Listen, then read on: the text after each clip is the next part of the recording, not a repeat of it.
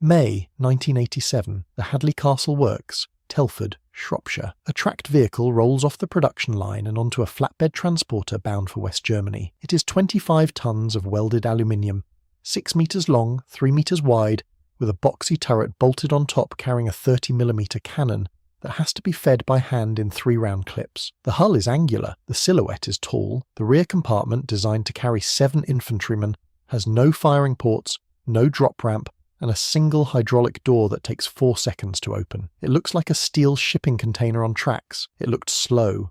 It looked clumsy. It looked like the kind of vehicle that belonged at the end of the Cold War, not the beginning of the wars that followed. It would go on to fight in the Gulf, in Bosnia, in Kosovo, in Iraq, and in Afghanistan.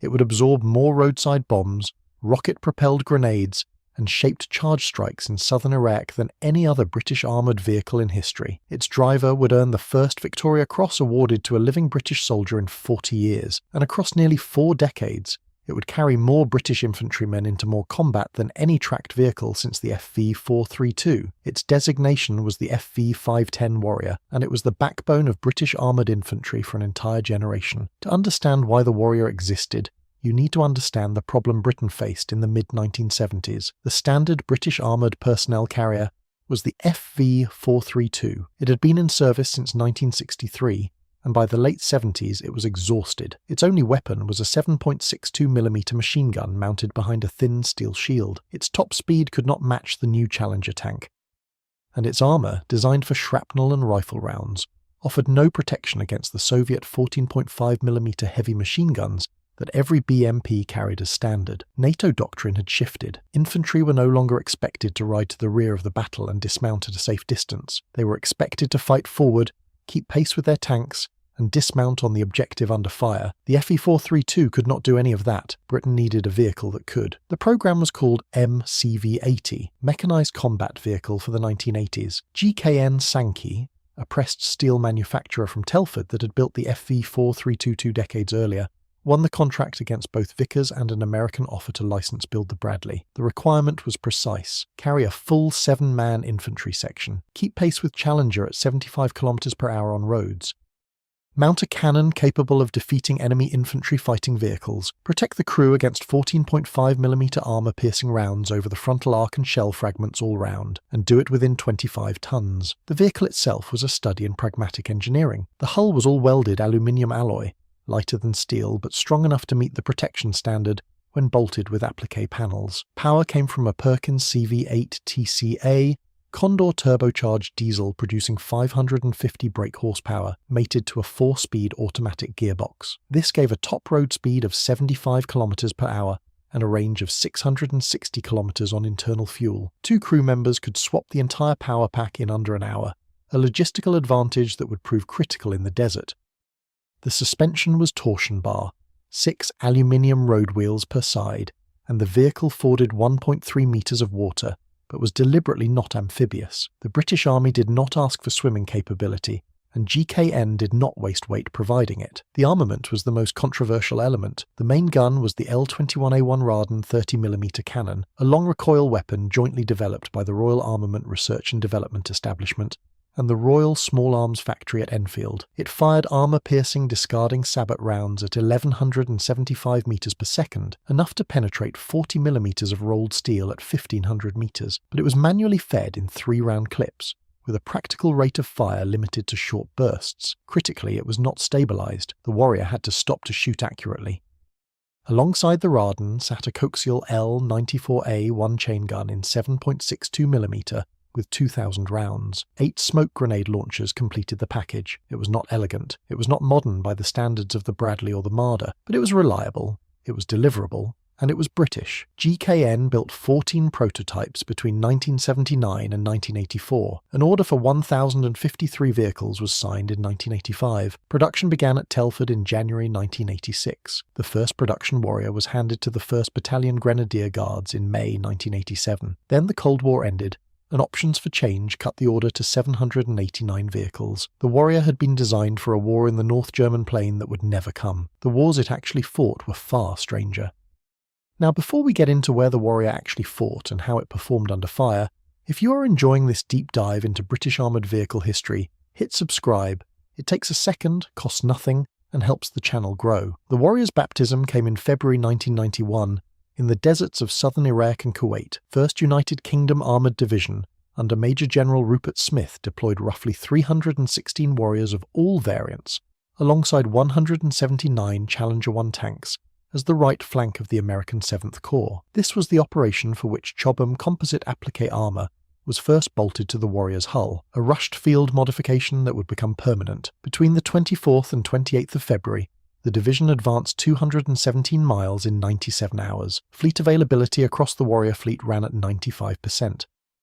Warriors carrying Milan anti-tank missiles on their turret roofs destroyed dug-in Iraqi T-55 tanks at Objective Platinum. At Objective Brass, Warrior mounted infantry shattered an Iraqi tank battle group. Over 7,000 prisoners were taken and 300 Iraqi armoured vehicles destroyed. Not one Warrior was destroyed by Iraqi action. The 2 Warriors that were lost died to American fire. On the 26th of February, 2 United States Air Force A-10 Thunderbolts fired Maverick missiles into Warriors of C Company, 3rd Battalion Royal Regiment of Fusiliers. 9 British soldiers were killed and 11 wounded. 6 Fusiliers, Lee Thompson, Stephen Satchel, Conrad Cole, Richard Gillespie, Kevin Leach, and Paul Atkinson, along with 3 privates of the 1st Battalion Queen's Own Highlanders, Martin Ferguson, John Lang, and 18-year-old Neil Donald, the youngest British soldier killed in the war. Both Warriors had been carrying inverted V coalition recognition devices and orange air identification panels. The pilots did not see them. An Oxford coroner later returned verdicts of unlawful killing. 12 years later, the Warrior went back to Iraq. In March 2003, 4 Warrior battle groups deployed for the invasion alongside Challenger 2. On the 6th of April, Warriors of 7th Armoured Brigade entered Basra from the north and fought a 3-hour battle through the streets, destroying Ba'ath Party positions and Fedayeen strongpoints. The 30mm RARDEN proved perfectly suited to this work, methodically demolishing reinforced buildings and technicals at ranges where tank rounds would have been excessive. Then came the insurgency. From 2004, the threat shifted to roadside improvised explosive devices, RPG-29s, and the most lethal weapon of all, Iranian-supplied explosively formed projectiles. These copper discharges formed hypersonic metal slugs capable of penetrating any vehicle in the British infantry. Warriors were progressively up-armoured with bar and cage armour against shaped charges, then heavier RAP-2 applique panels, then electronic countermeasure jammers to defeat radio-controlled detonators. Over 80 urgent operational requirement modifications were pushed through during Operation Telic. The Warrior's combat weight climbed from 25 tons to 32, then toward 40. The defining story of the Warrior belongs to this period. Private Johnson Beharry, a 24-year-old Grenadian-born driver in C Company, 1st Battalion the Princess of Wales's Royal Regiment, earned the Victoria Cross for 2 separate actions in Al-Amarah, Mason Province. On the 1st of May 2004, his platoon was ambushed while extracting a pinned foot patrol. Multiple rocket-propelled grenades struck his Warrior, incapacitating the commander and gunner, destroying the radios and setting the vehicle on fire. With his periscope shattered, Beharry drove 1,500 metres through a barricade with his head exposed above the hatch, a 7.62mm round lodging in his helmet liner. He led 5 Warriors to safety at the CIMIC house compound, then climbed 3 times onto the burning turret to extract his wounded crew before collapsing. On the 11th of June, a second ambush detonated a warhead 6 inches from his head, fracturing his skull. Barely conscious, he reversed the Warrior out of the killing zone before losing consciousness. He was the first living recipient of the Victoria Cross since 1965. His citation credited him with saving approximately 30 lives. The Warrior also deployed to Afghanistan. From April 2007, Warriors operated in the Upper Gereshk Valley and supported the recapture of Musa Qala in Helmand province. Successive Operation Herrick rotations kept Warriors in theatre through 2010 and beyond. But on the 6th of March 2012, a Warrior of the 3rd Battalion Yorkshire Regiment struck what investigators believed was an exceptionally large, improvised explosive device near Lashkar Gah. The blast overturned the vehicle and ignited onboard ammunition. All 6 occupants were killed: Sergeant Nigel Coop, Corporal Jake Hartley, and Privates Anthony Frampton, Christopher Kershaw, Daniel Wade, and Daniel Wilford. The inquest expert testified bluntly that no vehicle in the British infantry was designed to survive that device. On paper, the American M2 Bradley looked superior in almost every respect. It carried a stabilised 25mm Bushmaster cannon that could fire accurately on the move.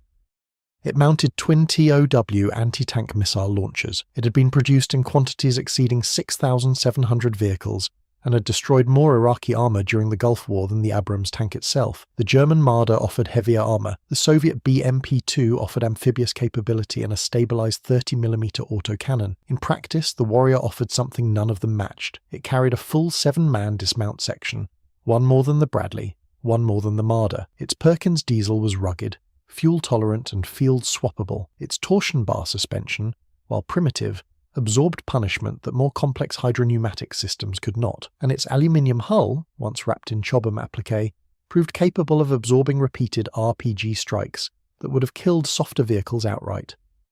Britain spent £600 million trying to modernise the Warrior through the Warrior Capability Sustainment Programme, awarded to Lockheed Martin UK in 2011. The plan was to replace the RARDEN with a stabilised 40mm cased telescoped cannon, fit a new digital turret, and extend the vehicle's life to 2040. By 2021, the programme was 3 years late and over £200 million over budget. In March 2021, the Ministry of Defence cancelled the entire programme. No upgraded vehicles were delivered. The prototype sits in the Tank Museum at Bovington. The replacement is the Boxer, a wheeled 8x8 vehicle armed only with a 12.7mm machine gun. No cannon, no anti-tank missile. 789 Warriors are being retired without a true successor. As of 2024, 632 remained in British service, with full retirement expected around 2030.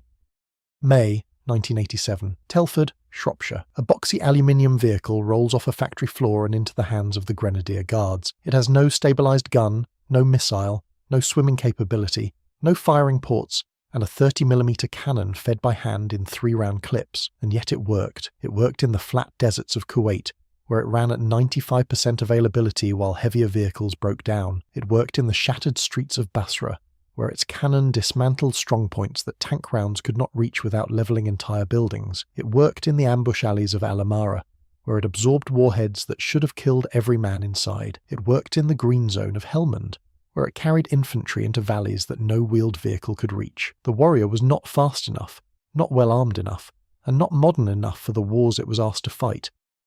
It was underpowered, undergunned, and overweight by the time it reached Afghanistan. Its upgrade programme consumed £600 million and delivered nothing. Its replacement carries no cannon at all, but for 4 decades, it kept British infantrymen alive. It carried them forward, and when everything around it burned, it brought them home. That is not luck. That is the difference between a vehicle built by committee and a vehicle built by engineers who understood what infantry actually need.